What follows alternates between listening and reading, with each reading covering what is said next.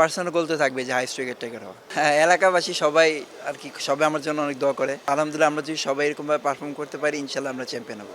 রিপন, দুর্দান্ত একটা স্পেল, কেমন লাগতেছে আসলে?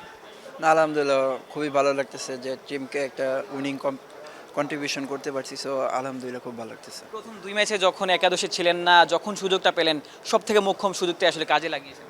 না, অবশ্যই একটা প্লেয়ার হিসেবে তো আপনার সুযোগের অপেক্ষায় থাকতে হবে। যখন আপনি সুযোগ পাবেন তখন ওই সুযোগটা কাজে লাগানোর ট্রাই করতে হবে। তো আমারও প্ল্যান ছিল যে যখন আমি খেলি বা সুযোগ পাবো ইনশাল্লাহ আমি কাজে লাগানোর ট্রাই করবো।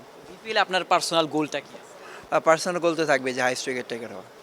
উইকেট টেকার হয়। এশিয়া কাপের ইমার্জিং থেকে যেই ফর্মটা ক্যারি করতেছিলেন সেটাই আসলে ধরে রেখেছেন। এটা কতটা ভালো লাগে?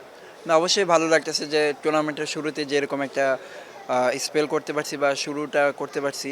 সো এটা আমি চাই যে ইনশাল্লাহ আমি যদি এটা কন্টিনিউ করতে পারি এটা আমার জন্য ভালো, টিমের জন্য ভালো। 19 থেকে আমরা সবাই জানি যে আপনি অনেক একের পর এক ইয়র্কার মারতে পারেন এবং এর সাথে বেশ কিছু ভ্যারিয়েশন, আরও কি ভ্যারিয়েশন আপনার স্টকে আছে?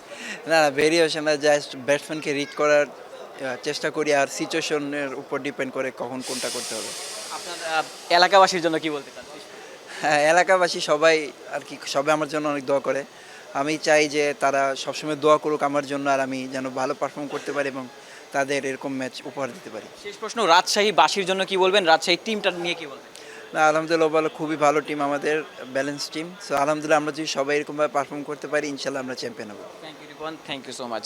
দর্শক, শুনছিলেন রিপন মণ্ডল ছিলেন আমাদের সাথে, মোহাম্মদ রিপন মণ্ডল, যিনি দুর্দান্ত বোলিং করেছেন আজকের ম্যাচে। অবিশ্বাস্য একটা স্পেল, একটা মেইডেন দিয়েছেন, ইকোনমি মাত্র ৩, অবিশ্বাস্য বোলিং। সেই ইমার্জিং এশিয়া কাপ থেকে যেই ছন্দটা তিনি ধরে রেখেছেন, এশিয়া কাপে দুর্দান্ত বোলিং করেছেন ভারতের বিপক্ষে, সুপার ওভারেও, এবং সব কিছু মিলিয়ে আমরা যেই রিপনকে আসলে চিনে থাকি, অনূর্ধ্ব ১৯ দল থেকেই তিনি একের পর এক ইয়র্কার মারতে পারেন, কাটার করতে পারেন, অফ কাটার, লেগ কাটার, সব কিছু মিলিয়ে আসলে বেশ ভ্যালুয়েবল একজন বোলার, যিনি ওই ভ্যারিয়েশন নিয়ে অনেক বেশি কাজ করেন।